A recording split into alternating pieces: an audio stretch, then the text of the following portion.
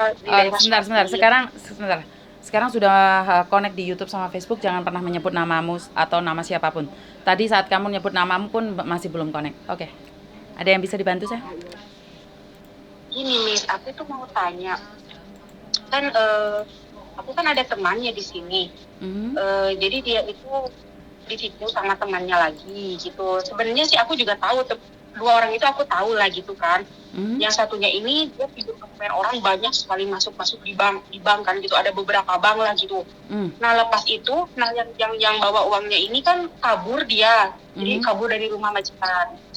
Mhm. Terus di rumah majikan, dari majikannya itu juga dia pinjam uang ke majikan. Terus Mhm. ada pinjam uang orang tuanya majikan. Mhm. Terus di sini tuh banyak sekali yang kena tipu. Nah sekarang itu kan anaknya itu kan overstay OS lah gitu ya. Mhm. Nggak tahu dia itu ada di daerah mana. Mhm. Belum lama sih di OS itu baru beberapa bulan. Nah Mhm. ini temanku yang satu itu kan kemarin itu kan ada dia satu dokumen itu dimasukkan ke 4 bank ya kalau nggak salah. Mhm. Setoran itu setiap bulannya itu hampir 6.000. Terus habis gitu paspornya juga digadekan. Mhm. Cuman waktu itu paspornya udah ditebus Mhm. 8 ribuan lah gitu dia nebus Mhm. paspor gitu kan. Mhm. Tapi sama majikannya ini kan di intermini. Mhm. Otomatis kan dia kan harus pulang ke Indonesia karena kan nggak bisa cari majikan lagi karena kan dia ini kan udah 2 kali intermini ya. Mhm. Jadi agent bilang kita harus pulang ke Indonesia. Nah Mhm. ini kalau misalkan nanti mau balik lagi ke Hong Kong ini kan sekarang mungkin surat dari bank itu udah datang ke rumah majikan kan. Mhm. Cuman majikan nggak tahu majikan itu gimana responnya gitu. Mhm. Cuman kalau misalkan dia mau balik lagi ke Hong Kong itu kira-kiranya bisa enggak? eh Bisa dan tidaknya itu tergantung apakah majikan menuliskan surat-surat dan berserta bukti. Kan memang dia sekarang utang bank kan sekarang lagi gencar-gencarnya.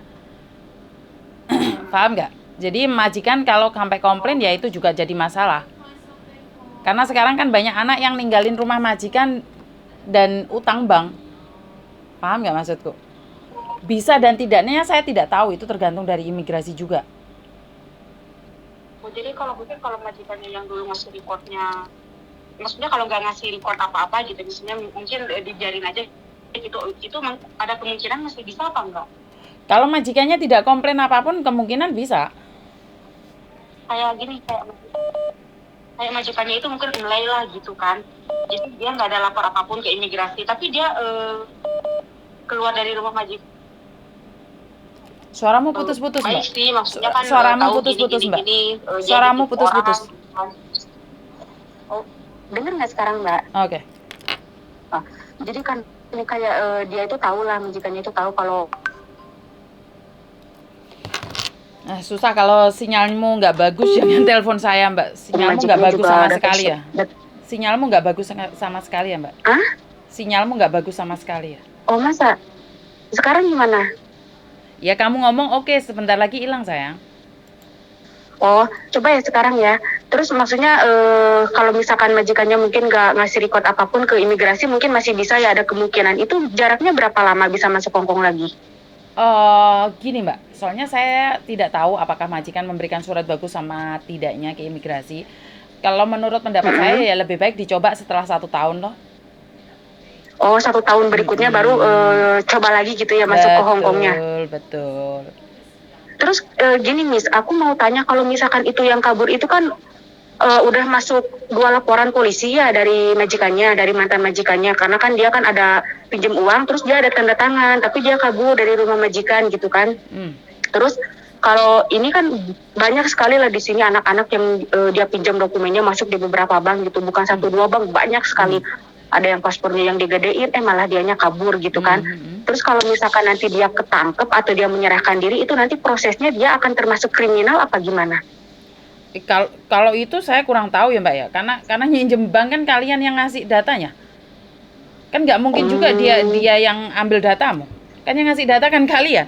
Gimana dikatakan kriminal ya wong yang nyerahin di bank kamu kok. oh gitu ya. Tapi kalau misalkan dari korban-korbannya itu ada yang lapor ke konsulat gitu, terus dari konsulat itu memang direspon sih, ada responnya gitu. Cuman Ah, nggak yang signifikan banget gitu kan mm, responnya. Cuman ada respon, tapi kalau misalkan nanti dia pulang itu akan kena nggak ya? Kalau dia menyerahkan diri gitu atau kalau dia ketangkep gitu Kenapa? sama polisi gitu. Terus kan ini kan ada laporan juga kan dari mantan majikannya, ada mantan majikannya katanya bikin 2 laporan gitu. Bukan, gini loh Satunya Mbak, dia kamu satunya dia laporan ke pinjam polisi, uang kan. gini, kamu laporan di polisi, dibohongin orang, Iya di polisi. dibohongin orang. Bukan yang laporan di polisi majikannya. Kalau kita korbannya cuma lapor di KJRI aja gitu, karena kan kalau kita lapor polisi kan katanya harus ada orang Hong Kong yang membantu gitu, tapi kan kita nggak berani lah minta tolong orang sini, tahu sendiri kan kalau orang sini kan nggak mau tahu urusan orang gitu. Mengerti, tapi majikannya laporannya apa? Yang laporan majikan ada gunanya nggak? Ya nggak ada dong. Yang kebohongan kan bukan majikannya, yang kebohongan kan anaknya. Majikan Tapi bisa bantu majikannya apa? pun kan Bisa tapi bantu gini apa? majikannya pun kan dia jadi korban, dia pinjam uang di majikannya itu banyak gitu, terus ada tanda tangannya dia kalau menyatakan kalau dia meminjam uang gitu. Kalau misalkan itu dilaporkan sama majikannya kena nggak nanti? Gini loh Mbak, Samen menanyakan kena seperti apa? Yang Samen tanyakan tuh kena seperti apa? Sekali lagi, dia minjem, dia ngasih baik-baik, dan kalau nggak balikin, ya itu urusan mereka. Kalau masalah kantor polisi kan kriminal, ini kan bukan kriminal. Ini kamu minjem, aku pinjam, kamu kasih.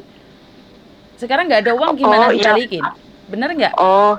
Iya paham kalau yang kriminal itu masalah yang korban mencuri, anak-anak di sininya. yang mencuri, yang ngambil, kan kalian memberikan dengan ikhlas.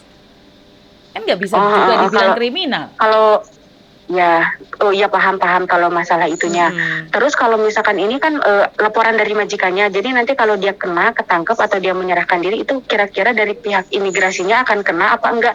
Soalnya kan majikannya kan laporinya itu kan ke imigrasi mereka lapor, tapi ke polisi juga mereka lapor.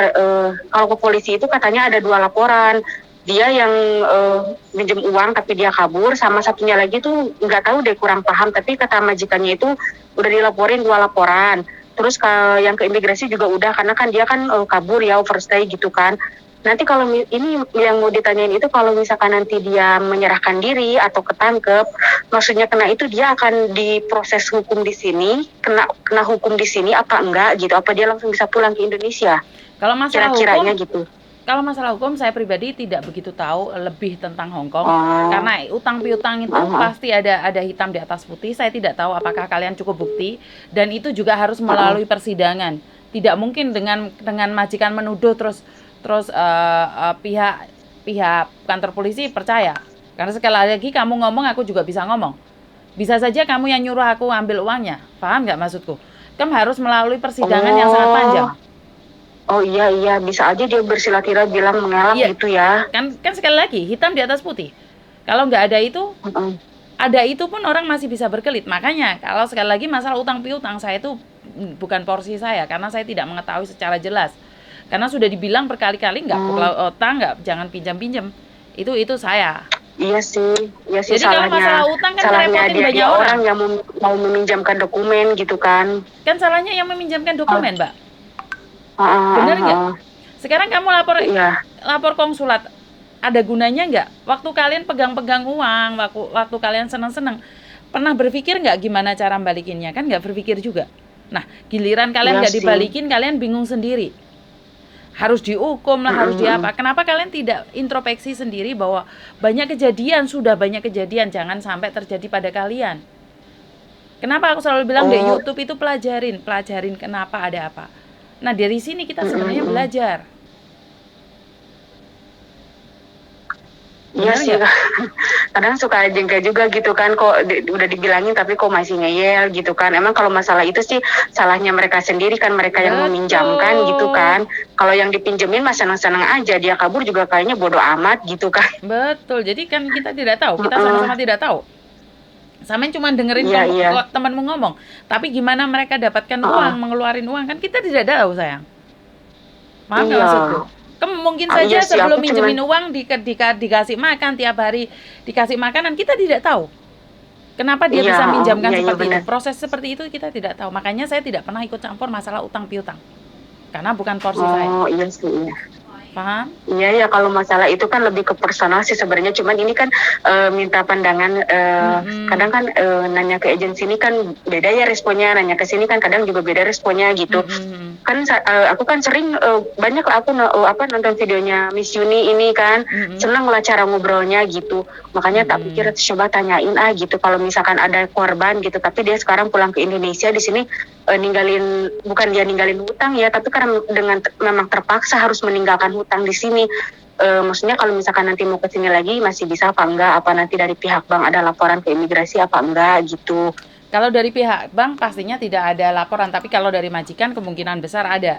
Kalau sampai rumahnya dikejar-kejar bank, otomatis majikan emosi dan terganggu. Karena sekali lagi alamat adalah privat. Ah, Jadi kalau sampai nomor alamat rumah saya ada yang tahu, diketahui orang, saya juga bisa laporin ke iya polisi sih. juga. Ah, ah, ah. Karena menurutku pinjam Terus uang dia sudah lancang pakai alamat majikan. iya sih, Mm-mm. emang bener ya. Terus Iya, kalau gini Miss, aku mau tanya, mm, kalau misalkan kayak ada orang nih, misalkan dia punya data, itu datanya sama ya semuanya, cuman dari tahun lahirnya dituakan lebih tua. Terus kalau misalkan nanti dia balik lagi ke Hong Kong pakai data aslinya itu, tahun lahir aslinya itu kira-kira nanti kena data ganda nggak? lah dia pingin masuk penjara atau gimana? Kan sudah dibilangin kalau Ya enggak datanya lah. seperti itu jangan diganti lagi walaupun data aslinya seperti itu. Kan selalu dibilangin kalau kamu sudah pakai tahun 80, sebenarnya kamu Heeh, 85, jangan pernah diganti ke heeh. 85, ya tetap ke 80. Oh, tapi kalau sekarang dia di Indonesia udah pakai data asli, terus gimana nanti itu? Ya jangan Kayak kembali ke sini, KTP-nya Mbak. asli tahun, Ya jangan kembali ke cuma sini. ada. Oh, pasti kena juga ya? Mbak, sampean paham tidak saya bicara? Di Indonesia saya tidak peduli Heeh. apapun yang terjadi. Yang saya tanyakan adalah paspor sama KTP tetap dengan data dia yang dulu. Oh, heeh, Jadi heeh. kalau di Indonesia, saya Paham. sekali lagi di Indonesia saya tidak peduli karena saya tidak tahu aturan Indonesia. Yang saya tahu adalah peraturan Hong Kong. Di Hong Kong mengatakan bahwa kamu kalau memang sudah 80 jangan diubah 85 walaupun yang 85 yang asli. Paham tidak? Oh, paham, paham, paham. Jadi Jadi kalau kalau di misalkan Indonesia udah dia 80 sudah ya udah diubah 80 gitu kalau mau 85. balik lagi ke sini. Kalau dia sudah diubah 85 nggak ada masalah, tapi yang penting masuk sini dia harus tetap pakai 80. Oh, oh iya, ngerti, ngerti, ngerti, ngerti. Ha, Mm-mm. paham, paham. Paham? Ya, paham, paham, Miss. Terima Nah, kasih ya sampean itu informasinya pagi-pagi ya. sudah ngetes Sekarang kan, kesabaranku aja loh. Pertanyaanmu itu ah, banyak banget. iya sih. Tapi kadang aku sering dengar sih ada beberapa gitu kan yang soal piutang-piutang sama data ganda. Tapi maksudnya kan kalau misalkan langsung nanya sendiri kan lebih lebih confirm aja gitu kan, lebih enak gitu Mm-mm, maksudnya.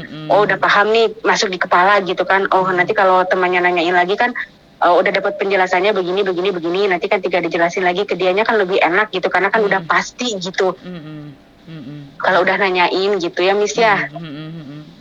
Ada yang lain lagi? Makasih banyak ya Miss ya. Iya sayang. Enggak sih, udah segitu aja. Oke, Makasih ya, Miss yuk, ya. yuk, thank Ya, you, bye bye-bye. bye. Pagi-pagi udah diuji nyali sama mbaknya. Jadi sekali lagi masalah utang piutang bukan porsi saya. Masalah data ganda. Kalian itu terlalu takut. Kalau memang dari awal masuk sini tahun 80, di Indonesia 85, ya udah tetap aja pakai 80 kalau masih pingin ke Hong Kong. Kalau nggak pingin ke Hong Kong ya beda lagi. Ya udah teruskan yang 85. Aduh, hidup ini dibuat ribet aja sama kalian. Itu aja dari saya. Terima kasih. Kurang lebihnya minta maaf. Wassalamualaikum warahmatullahi wabarakatuh. Berkat Tuhan mengalir atas kita semua. Bye bye.